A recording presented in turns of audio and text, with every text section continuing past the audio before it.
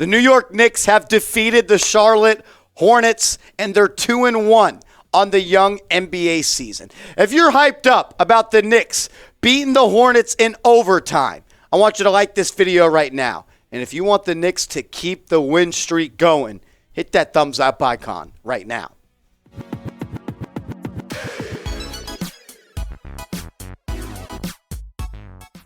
Shout out to the real ones. You're watching New York Knicks Now. I almost said Giants. You are watching New York Knicks Now by Chat Sports. I'm your host, Marshall Green. In today's show, we're just going to recap the game. We'll go over the stats. We'll go over the stats for the Knicks, stats for the Hornets. We'll also talk about what happened in the game where the Knicks beat the Charlotte Hornets 134-131 in overtime. It never should have went to overtime. The Knicks are way better than the Hornets, especially when they don't have LaMelo Ball or Terry Rozier. It never should have got that close, never should have went to overtime, but it did, and the Knicks showed up in overtime and sealed the win. And in my opinion, some people might disagree, the MVP of the game was Jalen Brunson. When is the last time you saw a New York Knicks point guard put up 27, 13, and 7, and they missed 5 shots? They missed 5 shots. 10 of 15, 27 points, 13 assists, and 7 rebounds. The Knicks didn't run the offense through Jalen Brunson late in the fourth quarter, and they blew a lead. The Knicks ran the offense through Jalen Brunson in overtime, and looked what happened. They won. That big three, the layup. This dude is incredible. I'm so proud that Jalen Brunson is a Knick. I'm so happy. This is the best Knicks point guard I've ever seen in my life. Better than Stephon Marbury in 2004. 28 years old, so I didn't see Walt Clyde Frazier. I didn't see Mark Jackson. But for the first time in my life, the New York Knicks have a winning player at the point guard spot. If you're proud of Jalen Brunson, if you're happy Jalen Brunson's a Knick, I want you to type 11 in the comment section right now. RJ Barrett had a really good game as well. He hit the 2 free throws in overtime to put this game on ice. 2 big free throws. A spot in an area that, honestly, RJ Barrett has struggled at throughout his NBA career. But tonight, he hit 2 big free throws to go down the stretch. The Knicks, they inbounded the ball with about 5 seconds left. They got it to RJ Barrett, and they hit 2 big free throws. RJ Barrett was clutch, 22 points, 8 rebounds, 1 assist. Did have 4 turnovers, shot less than 50% from the field.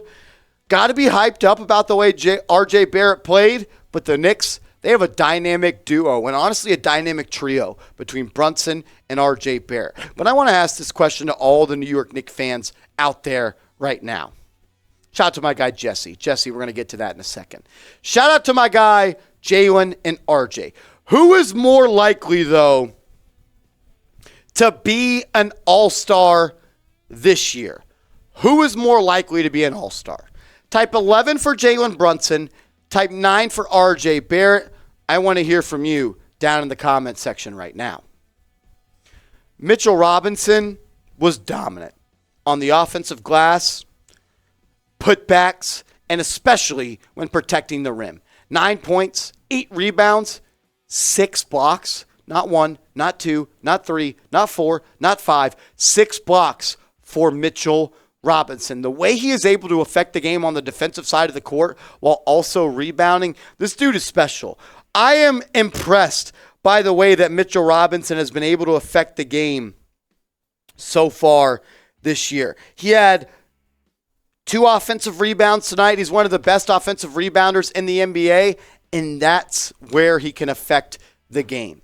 He's a lob threat. He's a rim runner. He can protect the paint. He can defend the goal. But this is someone that when he is locked in, he could be one. And I legit mean this. He can be one of the best centers in the National Basketball Associations. He's trending to that direction. This is someone that's incredible. 9 points, 8 rebounds, doesn't look all that good, but he had 6 blocks. I don't know if you watched the game. If you didn't, let me tell you. He affected this game on every offensive possession for the Charlotte Hornets. I'm hyped about my guy Mitchell Robinson being a part of the New York Knicks. We'll go through some team stats here for the Knicks and the Hornets. The Knicks, they were 52-97. They shot 53% from the field, pretty much 54%. This was an offensive shootout. The Hornets shot really good as well.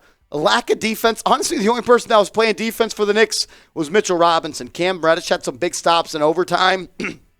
But look, he shot 54% from the field, 11 from 30 from downtown, almost 37%. My favorite part is the Knicks were good at the charity stripe. 86.4% for the free throw line. They out-rebounded the Hornets. 16 turnovers, though, is a little bit too much. And I think that comes down to R.J. Barrett trying to playmake. He's not a playmaker. I like R.J., but he's not a playmaker. Just focus on getting downhill, playing defense. Julius had a couple turnovers as well, but did a lot of things good. You out-rebounded the Charlotte Hornets. They had 42 rebounds. They had one more turnover than the New York Knicks. The Hornets had 15 turnovers on the night. I think the key difference, the Knicks were 83% from the free throw line. The Hornets were 66% from the free throw line. The Hornets were also 13 for 31 from three. Look, you got to play better perimeter defense. There was too many times that there was a wide open Charlotte Hornet on the three-point line ready to knock a three down. You know that's something Tibbs is going to talk about in film study as we get ready for the game against the Milwaukee Bucks on Friday. You can't let the Hornets without LaMelo Ball and Terry Rozier shoot 49.5% from the field and 42% from three. At the end of the day, though, you did enough to win the basketball game. Speaking of the basketball game and doing enough to win, I want to ask everybody right now, who was the Knicks MVP tonight? In my opinion, I think it was clearly Jalen Brunson. Go back to the big three. Go back to the buckets. What was he, 10 of 15 with 27 points and 13 assists? We haven't had a point guard like that in my lifetime. Who was the Knicks MVP tonight? I want to hear from you in the comment section right now. And I also just want to let you guys know that we're going to continue to put out Knicks videos every single day on the latest Knicks news and rumors. So if you love the Knicks, hit that big red button. Subscribe. We put out Knicks videos every single day. So if you love the Knicks, hit that big red button. I do want to go to our Julius Randle stats real quick if we can, Seeps. I like the way Randle played. Had a big bucket late in overtime. Made that layup late. Had that layup to extend the Knicks lead to 3 where the Knicks fouled Dennis Smith Jr. Julius Randle, he was 7 of 19, not his best shooting night. Had 17.6 rebounds, 2 assists, 2 steals, 1 block, just 1 turnover. Look, another guy that had a big game. Emmanuel Quickley, 11 points. Derrick Rose had 12 points. Cam Reddish, when you look at the stat line, you see Cam Reddish had 5 points in 24 minutes. You might say to yourself, did he really play all that well? He did. In the fourth quarter, when Evan Fournier fouled out, Cam Reddish came in, and he added another dimension to the perimeter defense. Same in overtime. Didn't hit the shots that he needed to, but he was able to affect the game defensively. That's what you got to love about Cam Reddish. Another guy that stepped up tonight, Evan Fournier. And I know this is a show where we've talked about trading Evan Fournier a lot, but he had 14 points tonight. 3 rebounds, 2 assists, was 6-11 from the field, 2 of 6 from downtown, 33% from downtown. But you saw that mid-range work from Evan Fournier. Look,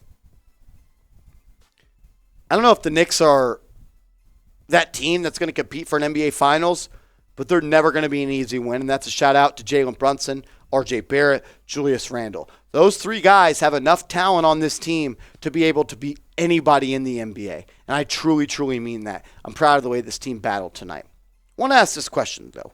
With the Knicks being 3-1, how could I forget that? The Knicks are 3-1. Las Vegas has the Knicks at 38.5 wins.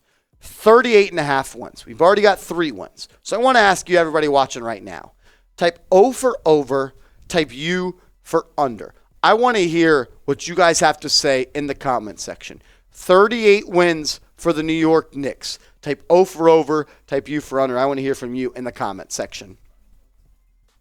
Some things that, don't get shown on the stat sheet.